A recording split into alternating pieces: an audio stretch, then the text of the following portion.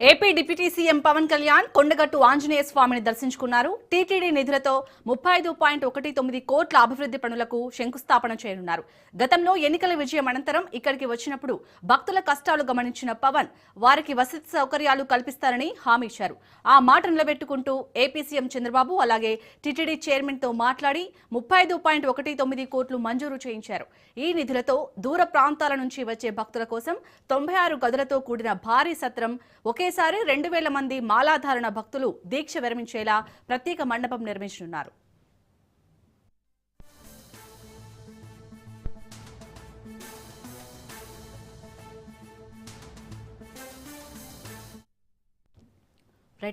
AP deputy CM Pawan Kalyan అయితే కొండగట్టుకు చేరుకున్నారు. దీనికి సంబంధించి పూర్తి డీటెయిల్స్ ని మా ప్రతినిధి రవీందర్ అందిస్తారు. రవీందర్, ఆంజనేయ స్వామిని అయితే దర్శించుకున్నారు. అలాగే ఈ రోజు కొన్ని కార్యక్రమాలు కూడా చేపట్టబోతున్నారు పవన్ కళ్యాణ్, కొన్ని శంకుస్థాపన చేయబోతున్నారు.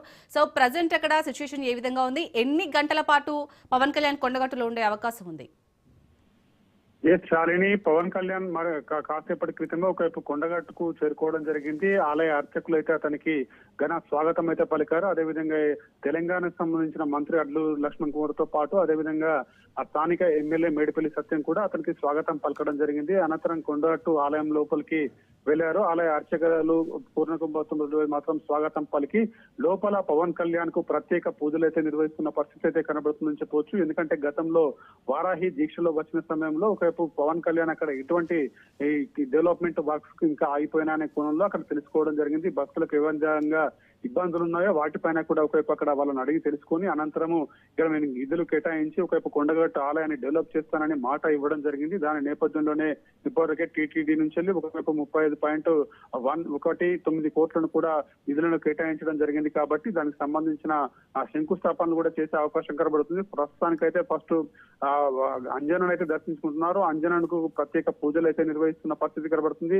ఒక హాఫ్ అన్ అవర్ సమయం వరకు మాత్రం అంజనా ఆలయంలో మాత్రం ప్రత్యేక పూజలు అయితే జరుగుతాయి. పవన్ కళ్యాణ్ సంబంధించి మొత్తం కూడా అక్కడ చేసే విధంగా ఇప్పటికే ఏర్పాటు చేయడం జరిగింది. అనంతరము అక్కడ శంకుస్థాపన కూడా చేయాలి కాబట్టి ఆ రెండు శంకుస్థాపనలు అంటే 96 గదులకు సంబంధించి అదేవిధంగా 2000 మంది స్వాములు మాల వితరణ చేసుకునేంత ఒక హాలు ఇవన్నీ కూడా ఇప్పటివరకే శంకుస్థాపనలు చేస్తారు. అనంతరం కిందికి వెళ్లి ఒక రీసెర్చ్ లో అతను కార్యకర్తలను ఉద్దేశించి మాట్లాడే విధంగా ఇప్పటికే కార్యకర్తలు అయితే అక్కడికి భారీగా చేరుతున్న పరిస్థితి అయితే కనబడుతుందని చెప్పవచ్చు. ఎందుకంటే ఇతను అప్పుడు మాట ఇచ్చాడు కొండగట్టు ఆలయాన్ని డెవలప్ చేస్తానని చెప్పడం జరిగింది పవన్ కళ్యాణ్. ఇప్పుడు డిప్యూటీ సీఎం హోదాలో కూడా ఇక్కడికి రావడం జరిగింది. అక్కడ నిధులు కేటాయించి శంకుస్థాపనలు చేసుకొని ఆలయాన్ని డెవలప్మెంట్ చేస్తాడు. అదేవిధంగా ఈ కింద ముఖ్య కార్యకర్తలతోటి మీటింగ్ ఉంటుంది కాబట్టి అక్కడికి వెళ్తారు. వెళ్ళిన అనంతరం కూడా కార్యకర్తల మీటింగ్ ఉంటుంది. మీటింగ్ లో మాట్లాడతారు, దిశానిర్దేశం చేస్తాడు. జనసేనకు సంబంధించి తెలంగాణలో ఏ విధంగా వెళ్ళారు ఏందనే కోణంలో కూడా వాళ్ళకు దిశానిర్దేశం చేసిన అనంతరం కూడా పవన్ కళ్యాణ్ ఇక్కడ నుంచి వెళ్లే విధంగా మాత్రం రూట్ మ్యాప్ అయితే రెడీ కావడం జరిగింది. ఎందుకంటే ఇదంతా